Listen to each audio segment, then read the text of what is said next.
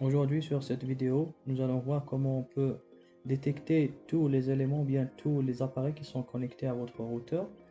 Sans plus tarder, nous allons commencer la vidéo tout de suite. N'oubliez pas de vous abonner et de cliquer sur j'aime pour m'encourager à produire plus de vidéos. Donc, rendez-vous sur le site thing.com que vous allez trouver dans la description. Une fois sur le site, vous allez trouver l'interface suivante.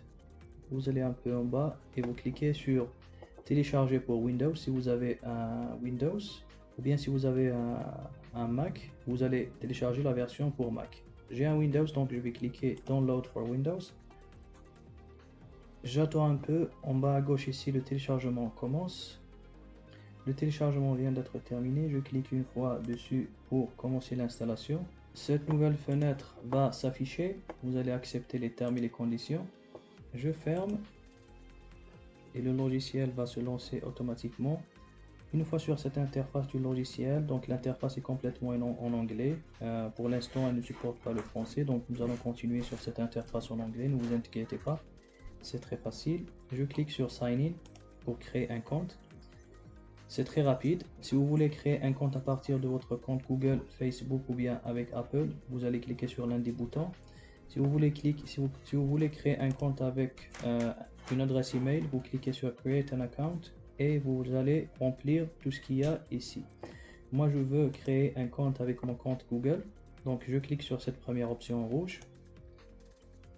Mon compte a été déjà créé et il me demande pour ouvrir, il faut que je clique ici, donc Open Thing Desktop.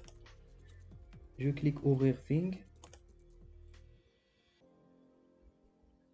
Voilà, donc le logiciel Thing s'ouvre automatiquement avec mon compte que vous pouvez voir ici, PC tutoriel.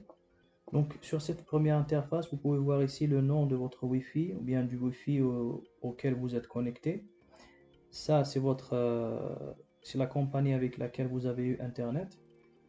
Et ici à gauche, vous pouvez voir, il y a différentes options. L'option qui nous intéresse, c'est Devices. Si je clique ici, je pourrai voir tous les appareils qui sont connectés à mon Wi-Fi. Ici, vous pouvez chercher pour voir s'il y a des appareils qui ne sont pas les vôtres, qui sont connectés à votre réseau Wi-Fi ou bien par câble. Donc, comme par exemple ici, j'ai deux pages. Donc ça, c'est la première page. Si je clique ici, je vais vers la deuxième page. Peut-être vous aurez la même chose. Vous aurez certainement des choses différentes par rapport à ce que j'ai ici. Par exemple, je veux déconnecter cet appareil. Je pense que cet appareil n'est pas l'un de mes appareils. Je pense que c'est quelqu'un d'autre qui est connecté à mon réseau Wi-Fi. Donc je clique dessus et je clique une fois sur ce bouton Delete. Donc je ne vais pas supprimer cet appareil puisque c'est l'un de mes appareils.